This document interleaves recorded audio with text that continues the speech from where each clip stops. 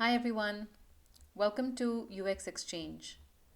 This video is all about Figma, the basics. I can't wait to show you.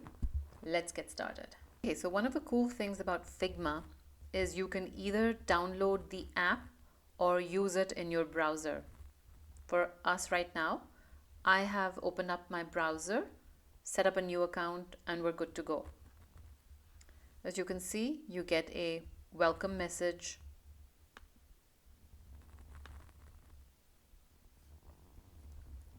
It's really very intuitive. You can follow along if you do actually have sketch files, if you've been using Sketch.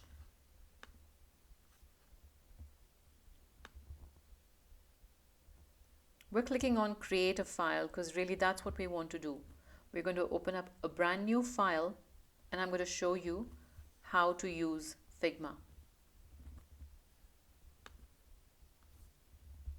So the first thing we do when we open up our artboard is click on frames.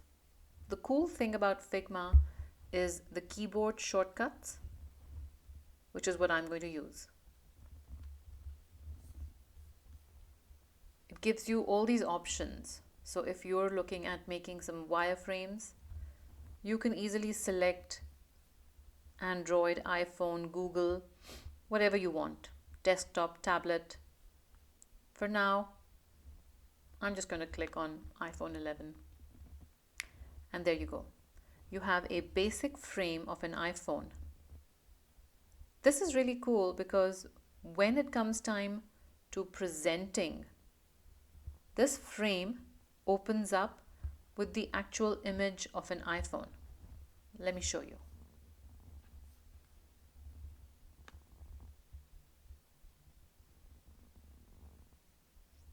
This is what I mean. All I did was click play. This is how it will show. But for now, we don't have anything in it, so I'm going to close.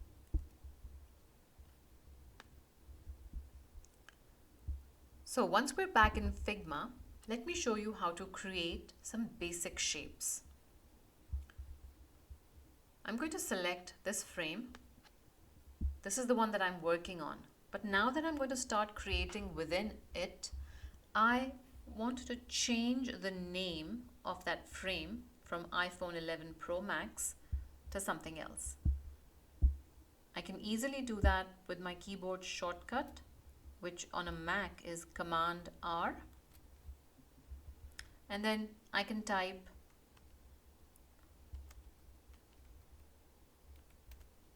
and give it any name I want.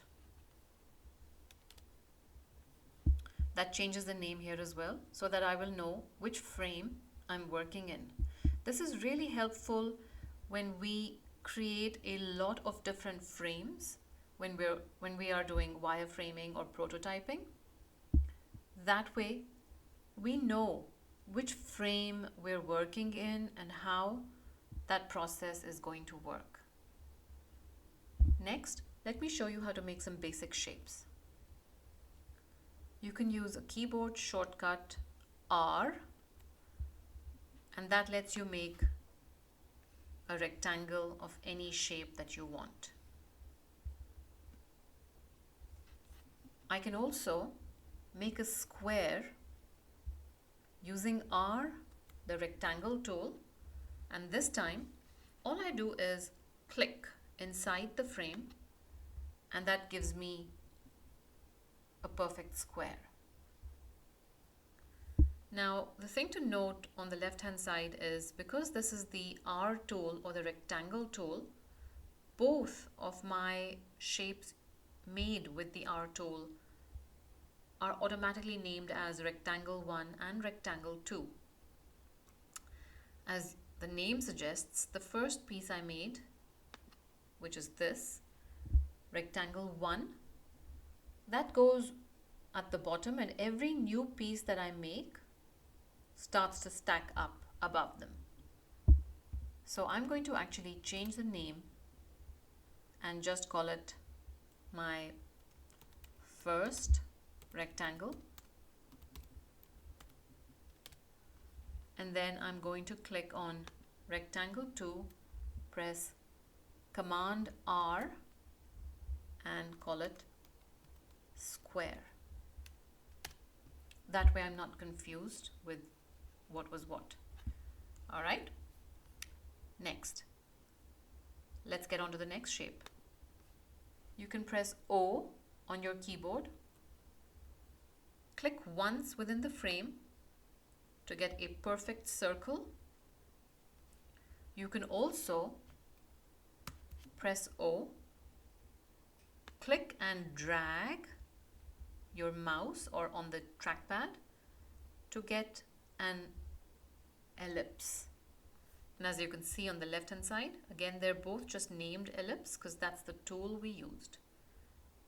I'm going to use Command R again and really just call that my ellipse. I'm going to press Tab to come down to the item next on the list. This is my circle, as I can see it being highlighted within the frame. I'm going to call this circle. Press enter, press tab, tab again, and that's how the tab function moves between the different objects inside our frame. To get to be able to making a triangle or a polygon, we need to click on this arrow for the shape tools. That's the only way to really get to making a polygon or a star. So we click on this where it says polygon.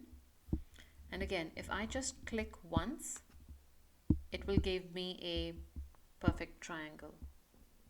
If I want a triangle of a different shape, I go back to my shape tools, click polygon, and then I click and drag, and I can make the triangle of any shape and size that I want.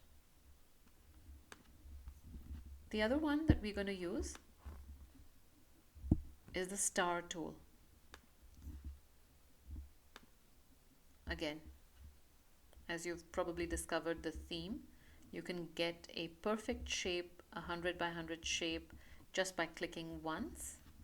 And if you want to make a star of your own dimension, then you can click on the star shape in the tools panel and then click and drag to make your star.